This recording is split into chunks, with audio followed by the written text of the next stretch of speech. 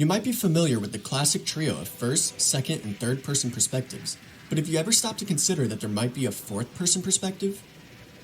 When attempting to answer this question, my research led me down a deep rabbit hole that revealed a multitude of mind-bending perspectives that span the unique variations of the self to perspectives that challenge traditional boundaries and even transcend reality. The world of storytelling is filled with endless possibilities, so prepare to embark on a journey through the uncharted territory of narrative viewpoints. Welcome to Abstract Youth, where gauche realities meet honest creatives, and today we're going to discuss the different types of narrative viewpoints you can use in your next story. But before we get started, make sure you subscribe to the channel and leave a comment to let us know what other writing tips you would like to hear about. And if you find this information useful, head over to our Patreon and become a member to gain access to exclusive content that will take your writing to the next level. Signing up also helps keep educational videos like this one accessible and free for everyone, forever. You can find the link in the description below. We appreciate your support and thank you for watching. Alright, let's get started. First-person perspective is when the story is narrated by a character within the story. It uses pronouns like I and me to convey the narrator's experiences and perceptions. This perspective offers an intimate and subjective view of the events, allowing readers to connect deeply with the narrator's thoughts and emotions. Second-person perspective directly addresses the reader as a character in the story, using pronouns like you and your. It creates a sense of immersion and involvement as the reader is an active participant in the events unfolding within the narrative. Third-person perspective is one of the most common narrative viewpoints in fictional writing. This is when the story is narrated by an external observer who uses pronouns like he, she, and they to describe the characters. It provides an objective view of the events, allowing readers to gain a broader understanding of the story's world. So, what's fourth-person perspective? Well, many people assume the moments where the character breaks the fourth wall is considered fourth-person perspective, but breaking the fourth wall is not really considered a perspective in the same way as first, second, or third. Instead, it's a performance convention in which an invisible, imaginary wall separates the story from the audience. The term comes from the theater, where the three surrounding walls enclose the stage while an invisible fourth wall is left out for the sake of the viewer. We treat this wall like a one-way mirror. The audience can see and comprehend the story, but the story cannot comprehend the existence of the audience. When a character acknowledges the presence of the audience or directly addresses them, it blurs the lines between fiction and reality. Sometimes this can be creepy and mysterious, while other times it can be pretty funny.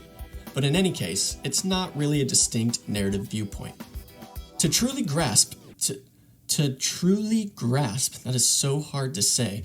To truly grasp the concept of fourth-person perspective, we must first explore the variations of the previous three perspectives, as they are often intertwined with and misunderstood as fourth-person storytelling. For example, some people confuse fourth-person perspective with first-person plural. In this approach, the story is narrated using pronouns like we and us, representing a collective voice of multiple characters. It emphasizes a sense of unity and shared experiences among the characters, creating a powerful and cohesive narrative. Another first-person variation is first-person central. This is when the narrator is also the protagonist at the heart of the plot. In first-person peripheral, the narrator is a witness to the story, but they are not the main character. Now, let's cover the more well-known third-person perspective variations. Within this realm, there are three. Third-person omniscient means the narrator knows everything about the story and its characters. This narrator can enter anyone's mind, move freely throughout time, and give the reader their own opinions and observations, as well as those of the characters. Third-person limited omniscient, often called a close third, is when an author sticks closely to one character but remains in third person. The narrator can do this for the entire novel or switch between characters for different chapters or sections. This point of view allows the author to limit a reader's perspective and control what information the reader knows. It's also used to build interest and heighten suspense. Third-person objective has a neutral narrator that is not privy to the character's thoughts or feelings. The narrator presents the story with an observational tone. This point of view puts the reader in the position of eavesdropping on a scene or a story. First-person perspectives can also be omniscient, limited, and objective, but when we try to apply these labels to second person, it can get a little tricky. Please be aware that we are about to venture into experimental territory, so it's best to approach everything you learn here with an open mind. Leave a comment if you have any corrections, suggestions, and potential solutions to our interesting writing problems. Second-person objective would tell the story from the you perspective, but the narrator must remain a neutral observer and not be privy to anyone's thoughts. And since the narrator is talking to you, it must be observing you. Therefore, how is it possible for the narrator to describe what is happening if their own thoughts must reflect their observations? Simple. The narrator could say, "You are reading this book." This creates an admittedly boring yet unique sense of immediacy, as the reader is directly engaged in the action while the narrator remains detached from the internal experience. A more interesting way to go about this perspective is to write a book that is intended to be read while the reader is participating in the same activity that is described in the story. For example, they could read this sentence, "You climb up a mountain at 12 p.m. on a Saturday," as the reader climbs up a mountain at 12 p.m. on a Saturday. If you thought that was a bit of a stretch, just wait, it's about to get a little weirder.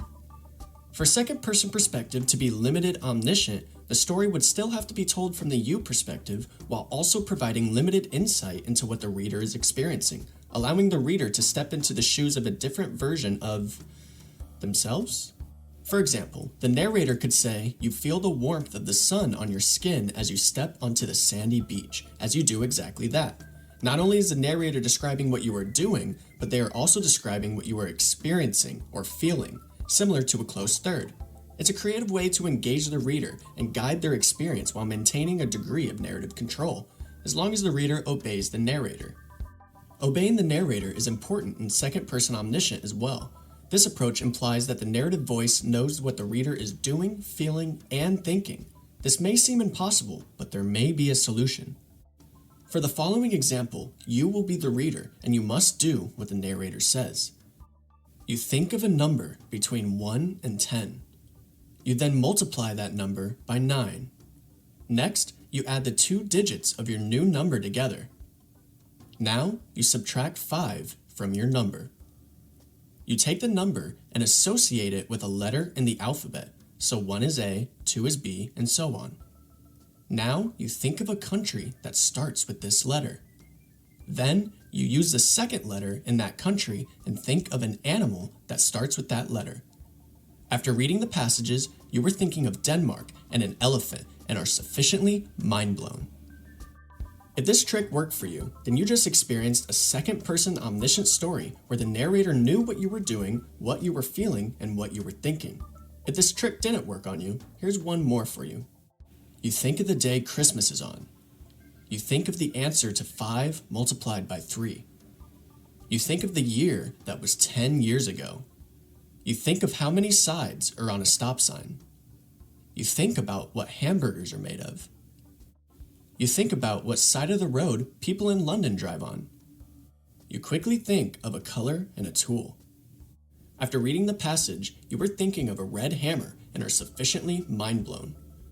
If neither of those worked, it could be for many reasons, such as you knowing a lot of animals that start with the letter E, or you were using a spoon to eat while you're watching this video, or your mind just wasn't blown. Did I get you that time? If not, leave a comment saying what your answers were. So with all those perspectives explored, what could a fourth-person narrative viewpoint possibly be? Well, like some of the second-person perspectives we've covered, fourth-person perspective is not a widely recognized or established narrative viewpoint and does not have a clear definition within traditional storytelling. However, in certain contexts, the term fourth person can be used to describe generic reference. In English grammar, a common noun, a regular word, not a name, can either be indefinite, meaning not one particular thing, definite, meaning it refers to a specific thing, especially if it's been previously talked about, or generic, meaning it refers to all things. A girl walked up to me. There are lots of states, and school is boring are all examples of sentences using indefinite nouns. Indefinite reference is appropriate when the reader and/or the writer do not both know the specific identity of the noun. This might be because it's not important, use a computer, use any computer, it's not known to the writer, a further study is needed, or it's new to the reader. We used a new technique. The writer knows exactly which technique, but the reader does not. The basic meaning of a noun with indefinite reference is one or some of many. The girl I was telling you about, the state we live in, and the school that I decided to attend are all examples of sentences using definite nouns. A definite reference is used when the reader and writer both know or can easily find the exact meaning of the noun. Academic writers use definite reference extensively to connect ideas within and between sentences to establish shared knowledge with readers. Notice that all of the definite nouns start with the article the. This is not the same for indefinite nouns because they can either be singular, plural, or have an unspecified quantity. If the indefinite noun is singular, there is only one and you can count it, you must use the articles a or an. For example, I met a new girl, she's from a different state, and I go to an awesome school there.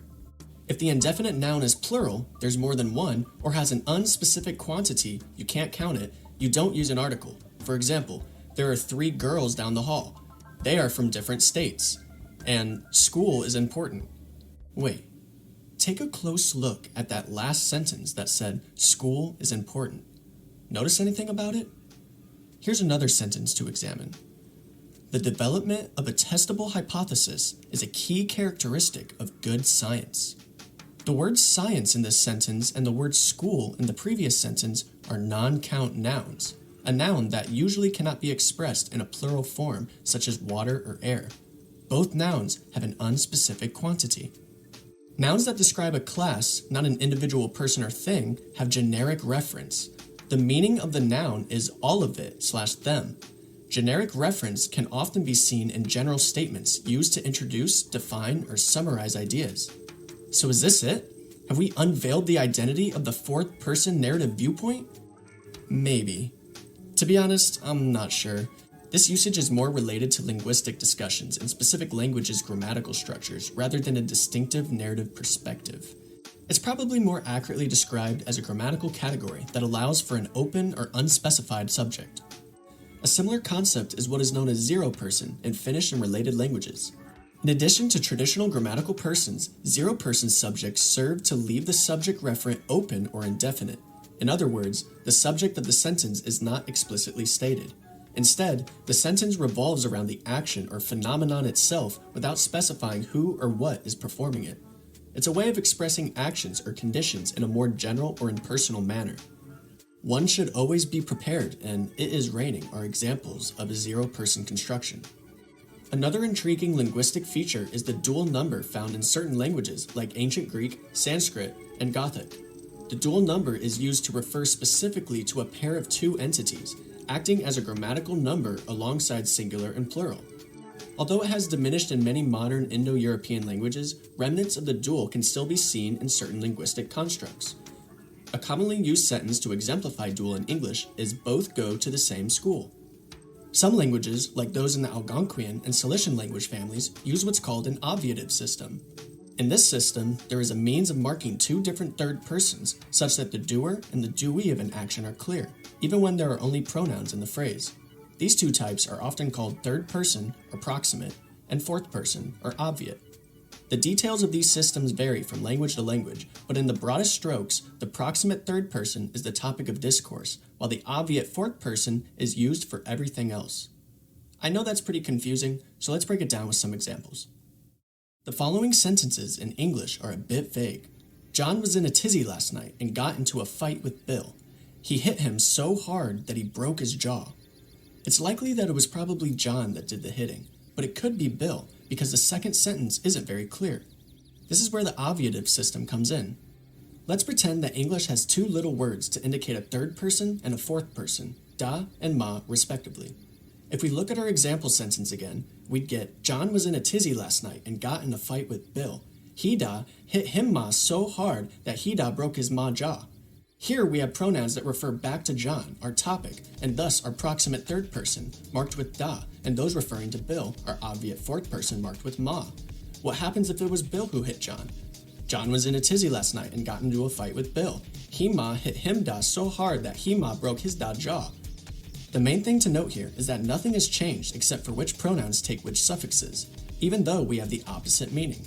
Side note, there may also be a fifth person distinction in the Algonquian language, but I won't torture you with that in this video.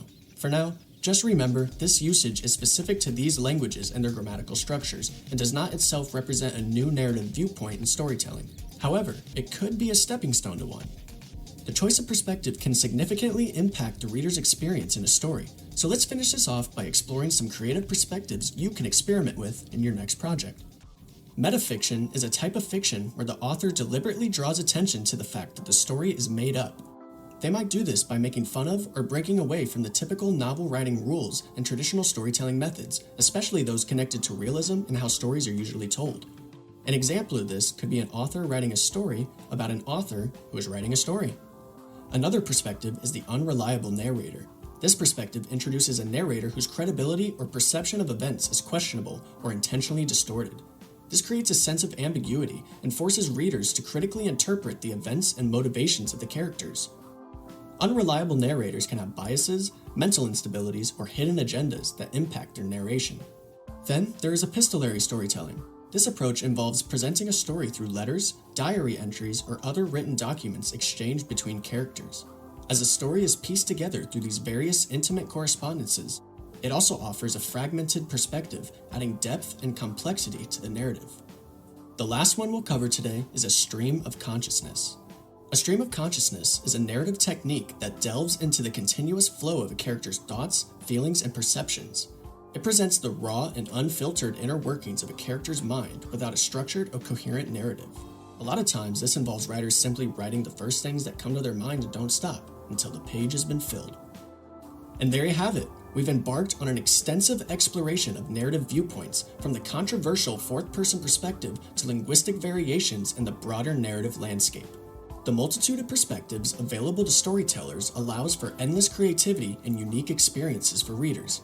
So the next time you immerse yourself in a story, take a moment to appreciate the power and artistry of the narrative viewpoint. Keep learning, keep writing, and thank you for watching. One last thing, I promise, alright? So there's actually another minute to this video that you can find on my Patreon, along with a bunch of other writing assets that you can use on your future projects. Okay, so go check it out. Thanks for watching, bye.